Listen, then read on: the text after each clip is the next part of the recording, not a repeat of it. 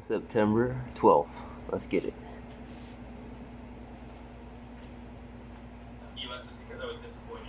Coming back into this negative sphere, right. Seeing the good, I can finally say the things that have actually really been bothering me. China was testing my limits, getting harassed all the time, just doing something like this. You just don't have anything to compare it with, so you take it for granted. They want to speak, they're censoring themselves because they know there's trouble. That's the worst, right? Yeah, if you step out of line and speak against the government, you're done. You and your family are done. It's not even a communist country. They don't have any social programs. What would you tell, like, the average person who's getting this pessimistic view of the U.S.? Alright. Here I am with Matt Ty, LaoY86. He's got a fantastic YouTube channel about all things Chinese. Today, I thought it'd be a great idea to get a conversation with him. We're here in Carlsbad, near San Diego. We met up here, both live in different cities, but we had to meet up in a nice place here. And I wanted to talk to Matt about his take on the U.S. after living abroad for what, 10 years? Yeah, 10 years. 10 years. I lived abroad, I just got back from 4 years abroad, but 10 years is a serious stint. And he was in deep, for those that don't know his channel, he was in deep in China, speaks fluent Chinese, and I think has done one of the deepest dives I've seen online. All things China related. Sure. And how's it feel? I'm just going to start with that. How's it feel being been about, what, 2 years now? Yeah. So, I'll be honest with you, I was dreading it. I mean, one of the reasons I left the U.S. is because I was disappointed. And that's the truth of the whole thing, is that when I left in 2008, I was over this place. Now, I traveled around, I was in debt, college. Yeah. And I was like, is this all there is? You live the white picket fence dream, you know? Right. You pay off your college debt for the rest of your life. And that's pretty much where I was at. So I was thinking about, what can I do outside of this? I just backpacked through Europe. Right. What am I at? So I ended up trying to move to Taiwan. I ended up in China. But when I got back here, it was a completely different story. When I got back here, I saw everything not from a 21, 22-year-old's eyes anymore. Right. It was a realistic, it was sobering. It was a realistic perspective that, not that I had it so good before, and now I see like what I was missing. Right. It's more like, from an outside perspective, when you live away from this country for so long, you can see the general nature of America is what you make of it. Instead of, oh, this is what I'm supposed to do, this is what mom and dad did, right? I can come back here with a new, renewed perspective from being abroad for so long and say, listen, I can do so much here in America, I'm working with so many opportunities. Right. It's a massive benefit of the country, whereas China was testing my limits of what I can do, what I can get away with, right? I was going around shooting these documentaries and SWAT team, PLA, police at every corner, getting harassed all the time. Just doing something like this. Just doing something like this, right? Just going around like I was up filming camels up in Inner Mongolia. Next thing you know it, I'm being interrogated by the SWAT team in the People's Liberation Army, right? Okay. It's those sobering moments when you realize, holy shit. Right. Like the fact that I can't just go have, and I'm already tiptoeing around my subject matter in China, right? Right. I'm only covering positive things, so that what will happen to me otherwise. Right. So, when you come back here and you realize you can do all of those things, it wakes you up, like, wow. Number two, my neighborhood in upstate New York is not America. Every single place in America is completely different. Yeah. So, if I wanted to integrate and talk to people of different cultures and stuff, that's all here. Right. That's everywhere. Right. It's so much more multicultural than China is, right? But my perspective as someone who left back in 2008 was that it's just my hometown. Right. And you can travel around and stuff, but unless you live in a place, you don't really understand. Traveling is different. Exactly. Right? Yeah. Living in, and it's almost like a relationship when you're dating. Right. Like everything's great in the beginning. Right. Like with the person can do no wrong. Right. And then time starts, revealing the truth of it. Right. And it isn't a good fit with mom. Yes, that's exactly what it is. You want to go to the beach? Yeah. So, Go to the beach. I mean, I've been watching Peter's stuff for a long time now, and I'll be honest with you, our perspective on things is probably quite similar, but the way that we portray things is a little different. Yeah. But I think that's very necessary. Sure. Because I like to watch your stuff because you are a bastion of positivity and a very negative. Right?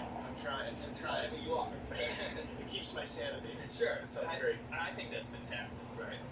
One thing that differs, I would say, is that when I was in China for 10 years, I loved it. I loved every minute of it, and I thought it was fascinating. It pushed me to my limits, but it also made me who I am today. Right? And I have to thank China for that experience. That being said, because of those experiences, because it pushed me to the limits of what I could do, coming back here has been like a burden has been lifted. Because I can finally say the things that have actually really been bothering me. And I'm not talking about dirty toilets or something. Right. I'm talking about like real bad stuff that was going on due to the Communist Party of China. And yes, my channel's taking a focus on it just because I think it's so necessary to talk about. Yeah. And so there's always that, like you were saying earlier, traveling's one thing, living is another. Yeah. And Ukraine and China are two different worlds. Sure. I lived in Kyiv, Ukraine. Yeah. And I was free to speak whatever. It's actually a very freeing place. Sure. I'd say there are even less rules in the States. For sure. In many ways, right?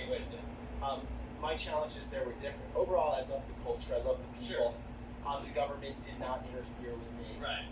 It was things like air pollution. Yeah. You know, like breathing clean air, I was getting headaches. Right. Or things just not working. Or some oligarch, you know, this is a new complex here. Yeah. And someone can put up another one here, pay off the right guy. All of a sudden, the water's not working so well over there. I get you. Those types of stories that sort of add up. They Sure. add up, and then you realize when you grow up in the state, you just don't have anything to compare with, Yeah. so you take it for granted. Yes. But until you lose those things, Yes. and they start to make your life more difficult, then you're like, oh my God, this is an amazing thing, right? Yes.